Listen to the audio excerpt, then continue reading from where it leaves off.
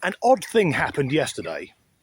I posted a video to YouTube, as I do 3, maybe 4 times a week, but as soon as it finished processing, the comments were disabled, and I hadn't done that.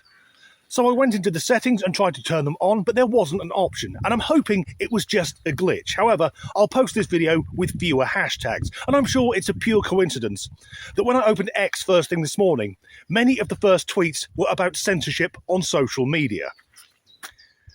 But before I get into this video properly, today is the 23rd of April, so to my fellow countrymen and women, a very happy St. George's Day. I'm not going to dwell on it being St. George's Day, but I've noticed across social media several people moaning, as it were, saying that the St. George's Cross, the English flag, is either threatening or offensive to them. And I've noticed that the majority of them all follow the same religion. I'm not going to say what religion that is, but we all know the one I'm talking about. And to those people, I say this. If you left your homeland, or your parents or your grandparents left theirs, to come to a different country, and it doesn't have to be England, and however you got to that country, whether it be legally or in the back of a lorry, when you get to that country, if you find that country's values and standards don't align with your own, or if you're just offended by the flag, here's some advice. You could always fuck off somewhere else. I don't think I'm being unreasonable there. If someone is living in a country that's making them deeply unhappy, it would make sense to live in a country where they feel more accepted. Of course, the thing is, in the UK, you get certain benefits that you don't get anywhere else. So, on to the point of the video. There's one chap who keeps cropping up in my social media. He's a fully paid up member of the TQ cult. I've explained it enough times now. A man who thinks he's a woman, but has decided, for reasons I assume only known to himself, that he needs to educate the rest of us. So I've got a video clip coming up which is about a minute long, but trust me, it's going to feel much, much longer. And afterwards, I'll try and pick some of his arguments apart. Trans women are women, but better because we are empathetic to a hostile world. It is a basic truth that trans people are more empathetic and accepting to outside groups than our cis counterparts. This is in direct opposition to how the world treats us. The world is aggressively hostile to the existence of trans people. It is well known that trans people, and queer people in general, are more likely to be left-leaning, and that means anything from a liberal all the way to a communist. Conservatives are notoriously apathetic, hostile to outside groups, and, to top it all off, scared of change. This all adds up to the basic truth that trans people are just statistically nicer people. Countless studies, surveys, and articles have proven this. I will cite my sources if I need to, or you can just Google it. If you don't like this fact, I recommend becoming a better person. He begins by saying that trans women are like women, just better. Now, the narcissism is strong with this one. So in effect, he's saying that if a man puts on a dress, he immediately becomes superior to 50% of the world's population. Ironically, the 50% that man will be trying to impersonate. Is it me, or does that feel just a tiny bit misogynistic? And saying that trans people are more empathic, and I'm sure most are. The vast majority of trans people, and I say this every sodding video, are just trying to live their lives. But what about the hardliners? Does a man who dresses as a woman understand empathy if he feels compelled to burst into a woman's changing room, desperate to get his girl dick out in front of the women and girls, knowing that if they complain, he can scream bigot and transphobe? Is that someone who understands empathy, or is that a sexual predator and or utter bastard? He says that trans people live in a hostile world, and they will go through struggles I will never understand. And of course, there will always be dickheads and bigots desperate to attack anything vaguely different. But I have to say, as an outsider looking in, for me, the vast majority of the problems encountered by the trans community are entirely self-inflicted by the hardcore TQ cult. Because here's the thing. 20 years ago, no one gave a shit. You see, I used to have a mate whose next-door neighbour was an incredibly unconvincing transvestite. A chap called Kim. And one of the least feminine things I've ever seen was Kim walking up a flight of steps wearing stiletto heels and a black miniskirt with a wheelie bin on each shoulder. But the thing was, back then, once you'd seen him, it was like, okay, he's not hurting anyone. That's fine. Whereas today, it's about getting the ideology into the schools, confusing young children, getting autistic schoolgirls to undergo irreversible surgery. And in recent years, we've seen trans rights activists go to pride events just to kick the shit out of the gays and the lesbians, the people who did all the hard work and then very kindly invited the trans community to join their own. Also, at women-only events like Let Women Speak, they're usually visited by hordes of screaming men in dresses, making sure that the actual women cannot be heard. That is where the hostility is coming from. Our friend also said that there are multiple studies that prove that trans people are just nicer, but doesn't cite any of the sources, which to me sounds a bit like he's just made it up. But here's one you can check. If you look at the breakdown of the British prison population, you'll see that trans-identified males, so men who identify as women, are 5 times more likely to be incarcerated for sex offences than the average male inmate. So, I'm assuming that most trans people are very nice, but that doesn't mean he can just brush under the carpet all the violent perverts.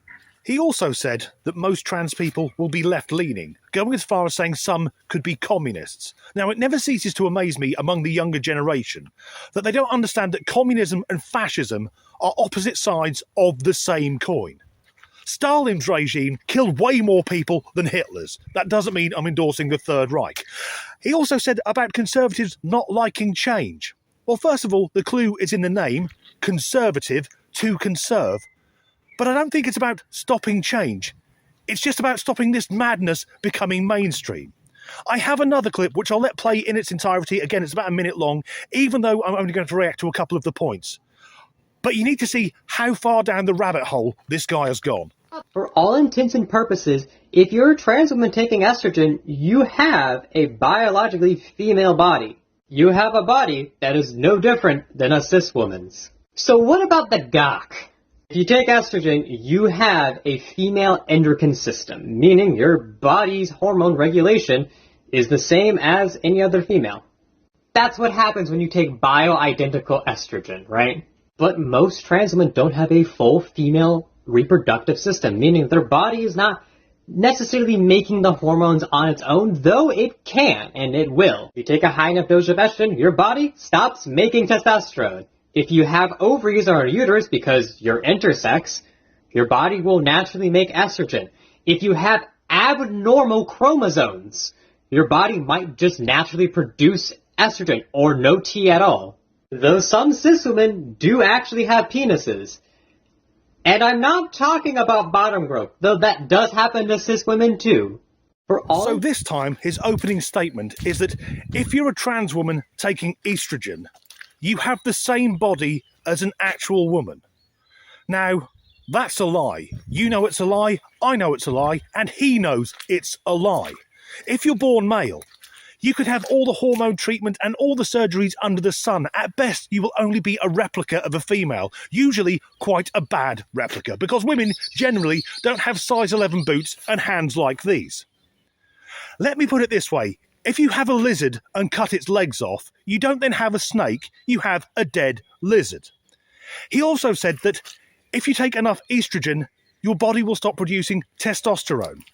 Just a heads up, Petal, if you take enough of anything, it will fucking kill you. Then we have the usual trans ramble through birth abnormalities and intersex people. I was surprised he didn't bring up the hysterectomy thing, because the TQ cult love that argument. Are you saying that if a woman's had a hysterectomy, she's not a real woman? No.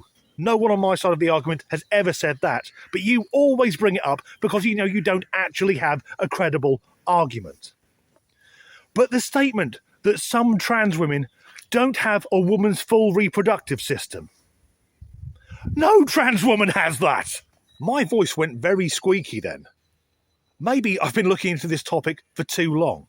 However, this obsession with the female reproductive system, in particular the menstrual cycle, it's just weird.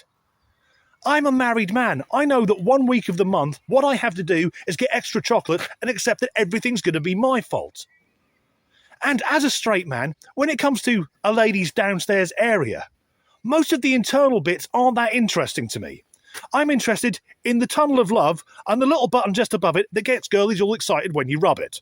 The last point I'll touch on is his statement that some cis women, and I hate that term, but that some cis women have penises. When did saying penis become so normal? It used to be quite a taboo term. Now, every time you turn on the sodding news, they're on about it. But some cis women have penises? No, they don't. There's no nice way to put this, but when I was a younger man, I was a bit of a slag. I have never encountered a female with the same genitalia as me. I've also seen an extraordinary amount of pornography. Women do not come with dicks. Sometimes they come because of dicks, but they don't have their own. What's he gaining from it? What are the lies actually achieving? That's the end of this video. But an image that springs to mind is from the movie Kindergarten Cop with Arnold Schwarzenegger. Because there's a very famous scene where a young boy gets up and says, "Boys have a penis, girls have a vagina." If that young boy said that in 2024, he'd get arrested for a fucking hate crime. If you've enjoyed this video, please do like and subscribe if you haven't already. Leave a comment if you're able to do so. And as ever, thanks for watching. I'm going to dwell on the whole just stood in a fucking puddle. Dwell on the whole St. George's Day thing. Fuck it. Switch off. Being unreasonable here? Because I've got nothing against useful immigration, shall we say. Ask my Irish wife. I had a friend of mine who was... No, he wasn't. My mate wasn't a transvestite. Do I know any now? Probably. A transvestite whose name was Kim. Oh, fuck.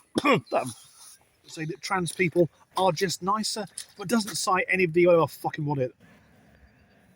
whatever it was. To me, it sounds like a child. You know, a kid saying, "I can do a backflip." So you go on then. Well, I can't, not in these shoes. Although his probably aren't suitable for doing a backflip. The statement is that if you're a trans woman and you take estrogen, you have the same body as an actual woman. He must know some fuck ugly women.